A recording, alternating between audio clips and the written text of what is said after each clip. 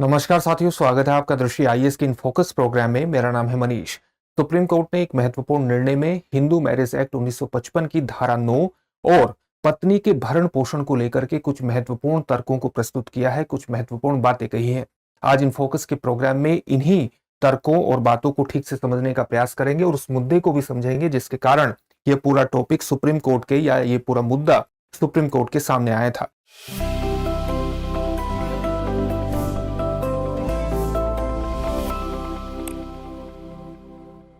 सबसे पहले देखते हैं कि इस पूरे टॉपिक के अंतर्गत किन पक्षों पर बात होगी।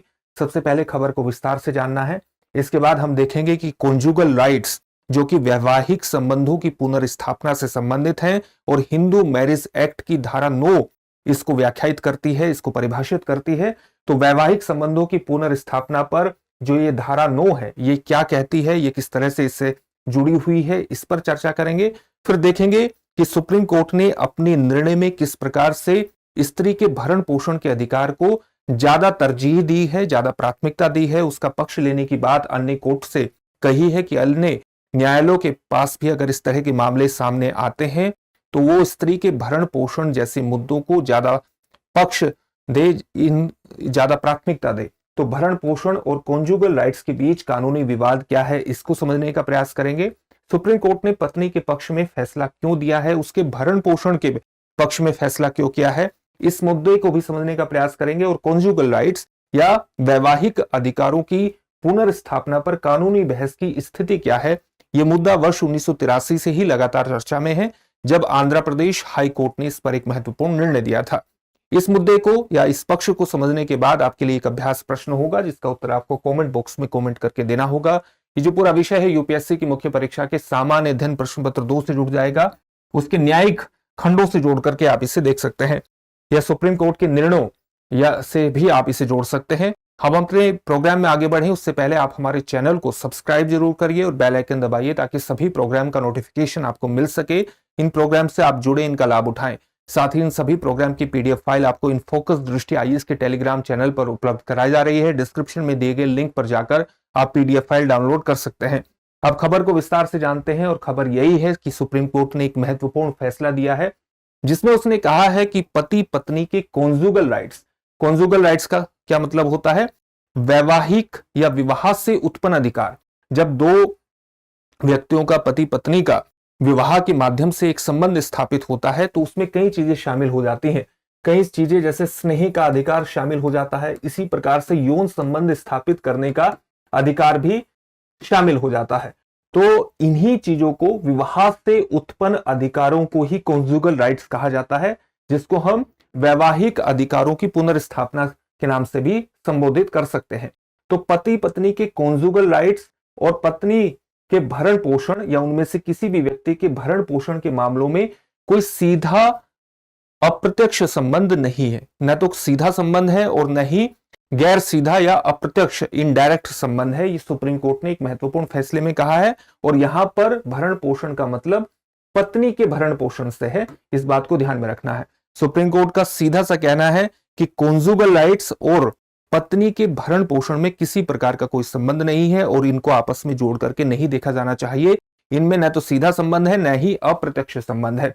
यदि पत्नी अदालत के आदेश के बावजूद अपने वैवाहिक घर यानी जहां पर उसकी शादी हुई है वहां पर लौटने से इनकार कर देती है तो इसका मतलब ये नहीं है कि पति उसके भरण पोषण की जिम्मेदारी नहीं उठाएगा। इसका मतलब बिल्कुल भी ये नहीं है। भले ही वो कॉन्जुगल राइट्स के आदेश का उल्लंघन करती है, उसके बावजूद भी पति को उसके भरण पोषण के लिए उसको जो भी राशि देनी होती है, जो भी राशि निर्धारित है, वो देनी ही होगी। इसका मतलब सीधे तौर पर है कि पत्नी को भरण पोषण मिलेंगे भले ही वह अदालत के आदेश के बावजूद अपने वैवाहिक घर वापस न जाए। इस फैसले में यह बात कही गई है। यहां पर एक महत्वपूर्ण मुद्दा आ जाता है, वैवाहिक संबंधों की पुनर्स्थापना यानी कॉन्जुगल राइट्स पर कानून क्या है। तो इस पर एक महत्वपूर्ण कानून जो है वो हिंदू मैरिज एक्ट की सेक्शन 9 यानी धारा 9 के तहत है, जो कहता है कि यदि या तो पति या पत्नी बिना उचित कारण के एक दूसरे से अलग हो जाते हैं तो पीड़ित पक्ष, जो भी पीड़ित पक्ष है, वो जिला अदालत में कॉन्जुगल राइट्स के लिए याचिका दायर कर सकता है, यानी वैवाहिक संबंधों की पुनर्स्थापना के लिए याचिका दायर कर सकता है। अदालत इस मुद्दे पर डिक्री भी जारी कर सकती है, आदेश भी जारी कर सकती है, जिससे अलग हुए पति या पत्नी को पुनः उसके वैवाहिक घर में लौटने का निर्देश दिया जा सके और जो पारिवारिक इकाई है, जो फंडामेंटल यूनिट होती है किसी समाज की, उसे बचाए रखा जा सके। अपने आप में ये बहुत ही सॉफ्ट कानूनी उपाय माना जाता है। ये प्रावधान पारंपरिक पारिवारिक इकाई को बनाए रखने के उद्देश्य से था, लेकिन आधुनिक समाज में इसकी आलोचना भी लगातार हो रही है और इसकी आलोचना लगातार होने के कारण ये लगातार विवादों में भी चल रहा है। इस टॉपिक पर आगे बात करेंगे, लेकिन उससे पहले आपके लिए एक सूचना यह है कि दृष्टि आईएएस मुखर्जी नगर की क्लासेस नोएडा में चल रही हैं। हिंदी माध्यम और अंग्रेजी माध्यम के बैच चल रहे हैं। आईएएस जीएस फाउंडेशन के बैच हैं ये। इन बैचेस में आप एडमिशन ले सकते हैं अभी भी, और एडमिशन लेने के लिए आप 8750187501 पर कॉल भी कर सकते हैं। इसके अलावा प्रयागराज में भी हिंदी माध्यम का जो यूपीएससी का जीएस फाउंडेशन बैच है वो 19 फरवरी 2025 से प्रारंभ हो रहा है, जिसकी टाइमिंग होगी सुबह 8 बजे। तो इसमें भी एडमिशन के लिए आप 8750187501 पर कॉल कर सकते हैं। इन बैचेस में एडमिशन ले सकते हैं और सफलता की दिशा में आगे बढ़ सकते हैं। अपने टॉपिक की तरफ बढ़ते हैं और अब देखते हैं कि भरण पोषण और कॉन्जुगल राइट्स यानी वैवाहिक अधिकारों की पुनर्स्थापना के बीच कानूनी विवाद किस प्रकार से था। दरअसल झारखंड में वर्ष 2015 में एक मामला आया था, जहां पर पत्नी विवाह के लगभग 1 वर्ष बाद ही अपने पति से अलग हो गई। उसने अपने पति का वैवाहिक घर छोड़ दिया। 2018 में पति पारिवारिक अदालत में गया और उसने वैवाहिक संबंधों की पुनर्स्थापना के लिए एक याचिका दायर कर दी। पत्नी ने अगले साल यानी वर्ष 2019 में भरण पोषण के लिए जो दंड प्रक्रिया संहिता 1973 की धारा 125 है उसके तहत याचिका दायर की और ये कहा पत्नी ने कोर्ट में कि उसकी उपेक्षा की गई है और वो अपना भरण पोषण करने में असमर्थ है, इसलिए भरण पोषण उसका सुनिश्चित किया जाना चाहिए। इसके बाद कोर्ट ने एक निर्देश दिया और कोर्ट ने यह कहा कि पत्नी द्वारा जो तर्क दिए गए हैं अलग होने के वो पर्याप्त नहीं है और इसलिए पत्नी को अपने पति के घर लौट जाना चाहिए। लेकिन पत्नी ने इस आदेश का पालन नहीं किया। लेकिन आदेश का पालन न करने के बावजूद भी पति ने उसके खिलाफ मुकदमा दर्ज नहीं किया। हालांकि वो सिविल प्रक्रिया संहिता 1908 के तहत ये मुकदमा दायर कर सकता था।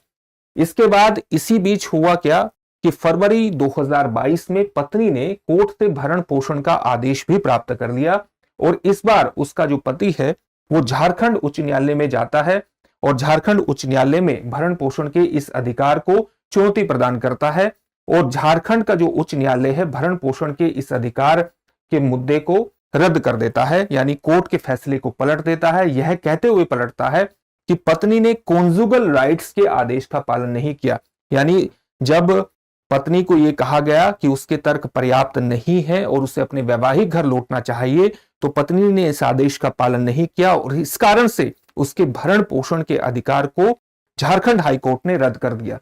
पत्नी इस निर्णय के खिलाफ सुप्रीम कोर्ट में गई और सुप्रीम कोर्ट में इस निर्णय को चुनौती दे दी। सुप्रीम कोर्ट ने पत्नी के पक्ष में निर्णय दिया और यह कहा कि पति को भरण पोषण करना ही होगा, पति को भरण पोषण करने का अधिकार प्रदान कर दिया। यहां पर सवाल उठता है कि कोर्ट ने पत्नी के पक्ष में आदेश क्यों दिया है।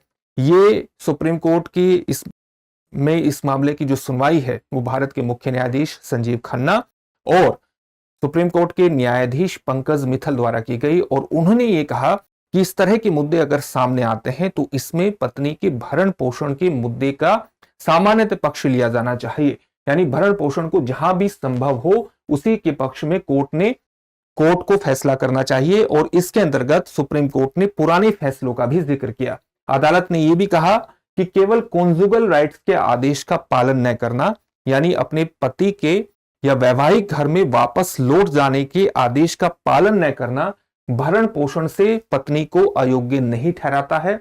झारखंड उच्च न्यायालय ने कॉन्जुगल राइट्स के मामले पर अत्यधिक ध्यान दिया और उस पर कुछ महत्वपूर्ण तत्वों को नजरअंदाज कर दिया और यह साबित करते थे कि पत्नी के पास वैवाहिक घर न लौटने के भी पर्याप्त कारण हो सकते हैं। सुप्रीम कोर्ट ने ये महत्वपूर्ण बातें कही। हालांकि यह बहस बहुत पुरानी समय से चली आ रही है और इसमें एक मामला सुप्रीम कोर्ट में भी लंबित है। जो गुजरात राष्ट्रीय विधि विश्वविद्यालय के छात्रों ने इस धारा को चुनौती देते हुए सुप्रीम कोर्ट में एक याचिका भी दायर की हुई है तो ये बहस धारा 9 को लेकर के, हिंदू मैरिज एक्ट की धारा 9 को लेकर के लगातार चल रही है।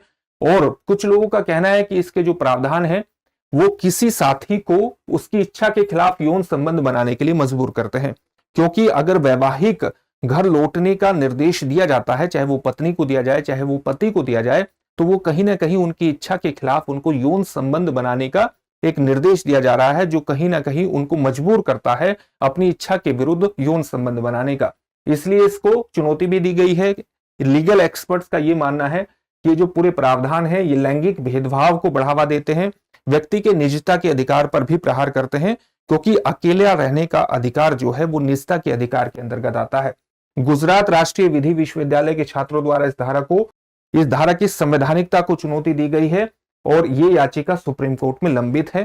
केंद्र ने भी इस मामले में एक एफिडेविट दिया है और ये कहा है कि ये जो धारा है, धारा 9 है हिंदू मैरिज एक्ट की, ये लैंगिक न्यूट्रल है, लैंगिक तटस्थ है, लैंगिक आधार पर किसी प्रकार का भेदभाव नहीं करती, बल्कि पारिवारिक मामलों को सुलझाने के लिए एक नरम कानूनी उपाय के रूप में इसको देखा जाना चाहिए। और ये पारिवारिक इकाई यानी परिवार को बचाने का एक महत्वपूर्ण उपाय भी है। हालांकि इस मामले की सुनवाई अभी होना शुरू नहीं हुई है और यह मामला सुप्रीम कोर्ट में लंबित है। अब इससे संबंधित एक प्रश्न देख लेते हैं। प्रश्न क्या है? हिंदू विवाह अधिनियम 1955 के किस सेक्शन से वैवाहिक अधिकारों की बहाली संबंधित है, यानी उनकी पुनर्स्थापना संबंधित है, कॉन्जुगल राइट संबंधित है? आपके ऑप्शन है धारा 7, धारा 9, धारा 13 या धारा 14। इस प्रश्न का उत्तर आप हमें कमेंट बॉक्स में कमेंट करके जरूर दीजिए। फिर से एक नए सेशन में आपसे मुलाकात होगी। धन्यवाद। डियर व्यूअर्स, अपने एग्जाम की तैयारी को और बेहतर करने के लिए हमारे चैनल को लाइक, शेयर और सब्सक्राइब करना न भूलें।